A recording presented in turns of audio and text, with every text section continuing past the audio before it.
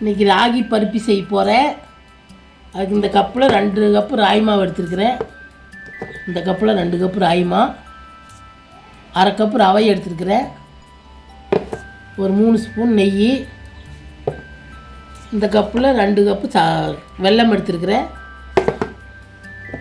1 spoon ஏலக்காய் தூள், சர்க்கரை போட்டு அரைச்சி வச்சுருக்கிறேன், 1 ஸ்பூன் ஏலக்காய் தூள் போட்டுக்கலாம். இதெல்லாம் போட்டு எப்படி செய்யணும் காமிக்கிறேன். இந்த பருப்பு பார்த்திங்கன்னா நல்லா சத்தானது. குட்டீஸ்க்கெல்லாம் செஞ்சு கொடுங்க. இந்த மாதிரி ஸ்கூல் பாக்ஸ் கூட ஸ்நாக்ஸாக போட்டு கொடுக்கலாம். எப்படி செய்யணும்னு காமிக்கிறேன்.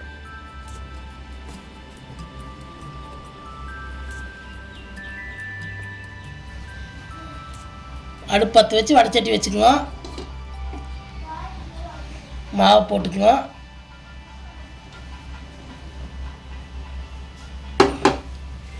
மாவு வறுத்துக்கலாம்.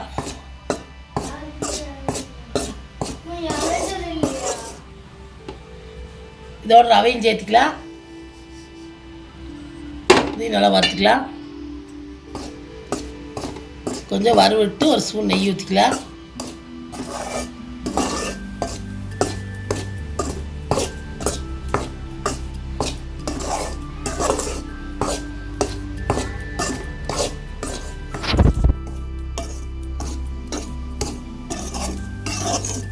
கொஞ்சம் வறுவிட்டுருச்சு. நெய் 1 ஸ்பூன் சேர்த்துக்கலாம். அதில் நெய் சேர்த்து வைத்து நல்லா மணமாக இருக்குது. 1 ஸ்பூன் நெய் சேர்த்துக்கிங்க.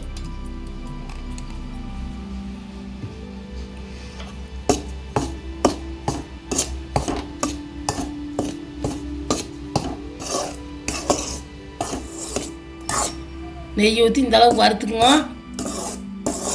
மாவு தொட்டு பார்த்தீங்கன்னா கையில் சூடாக இருக்கணும். நீங்கள் அடுப்பு ஆஃப் பண்ணிவிட்டு ஒரு தட்டில் எடுத்து கொட்டிக்கலாம். ஒரு தட்டில் கொட்டிக்கலாம். ஆட்டு மாவு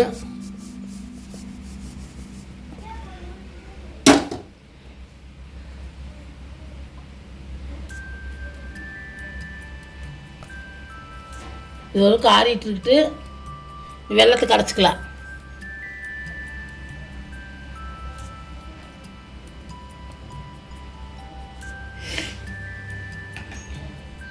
இப்படி ஒரு ஓசி வச்சுக்கோங்க.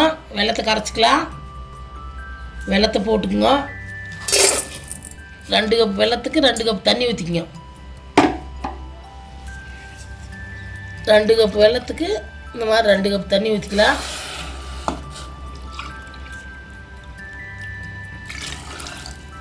வெல்லம் கரையிட்டு ஒரு வடிச்சுக்கலாம்.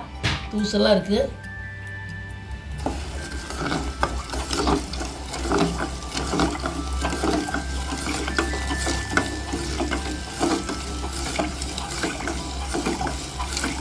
நல்லா கட்டிலாம் கரையிட்டு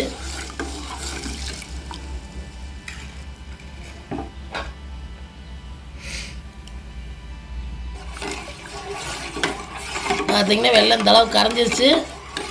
வேறு ஒரு ஊசியில் வடிச்சுக்கலாம். பூசெல்லாம் இருக்குது. இந்த மாதிரி ஒரு வடிச்சட்டி வச்சுக்குவோம். இந்த மாதிரி வடி வச்சுக்குவோம். வடிச்சுக்குவோம்.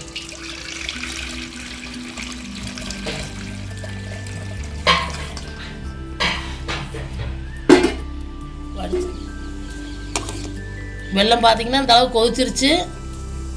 சும்மா இந்த அளவுக்கு வர கொதிச்சா போதும். பாகு பதமும் தேவையில்லை. இன்னும் ராகி மாவு சேர்த்துக்கலாம். ராகி மாவு ரவையும் சேர்த்துக்கலாம்.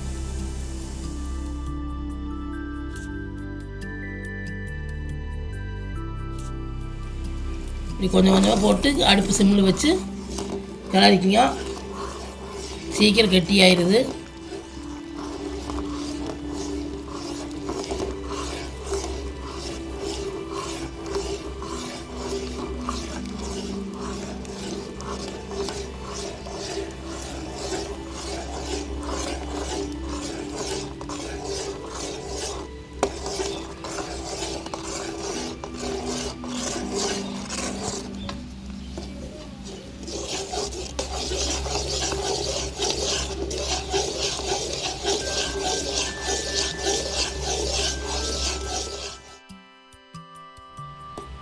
மாவெல்லாம் போட்டாச்சு.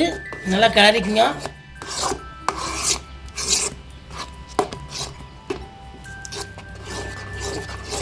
நல்லா ஒட்டாத வர்ற அளவுக்கு கிளறிக்குங்க. இன்னும் கொஞ்சம் நெய் ஊற்றிக்கலாம். கொஞ்சம் சுண்டுட்டு நெய் ஊற்றிக்கலாம்.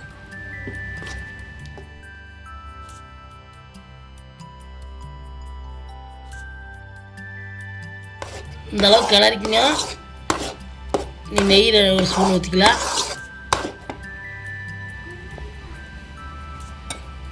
நெய் ஊற்றி 2 ஸ்பூன் நெய் ஊற்றிக்கங்க. நீ கைவிடாத கிளறிக்கலாம். நெய் ஊற்றி கிளறுங்க. நல்லா சட்டியில் ஒட்டாத வர அளவுக்கு கிளறிக்குங்க.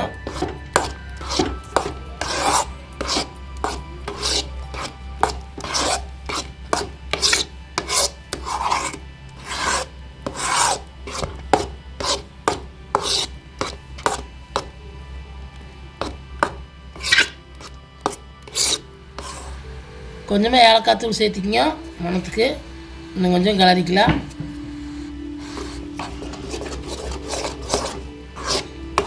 கொஞ்சம் சட்டியில் ஒட்டாக வந்ததுன்னா எடுத்து பிளேட்டில் மாற்றிக்கலாம். ஒரு பிளேட்டில் நெய் தொடை வச்சுக்கோங்க. நெய்யை அந்த தேங்காய் எண்ணெய் அதோட தொடை வச்சுக்கோங்க. இந்த நெய் தொடை வச்சுருக்கிறேன் எடுத்து அதில் ஓட்டுக்கலாம். கொஞ்சம் சட்டியில் கொஞ்சம் ஒட்டாக வரட்டு.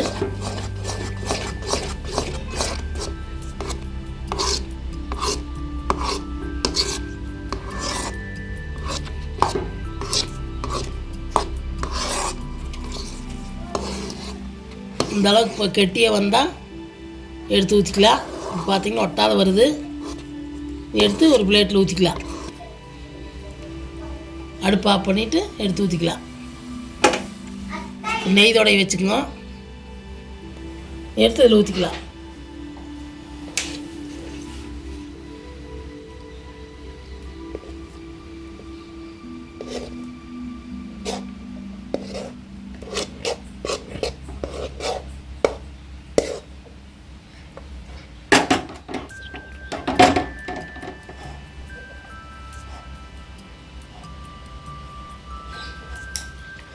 இப்படியெல்லாம் சமமாக தொடச்சி விட்டுக்குங்க. ஊற்றி கரண்டியில் சமமாக பண்ணி விட்டுக்குங்க. நல்லா ஆறிட்டு ஆறுனதுக்கப்புறம் கீத்து போட்டுக்கலாம். ஒரு 2 மணி நேரம் ஆறணும்.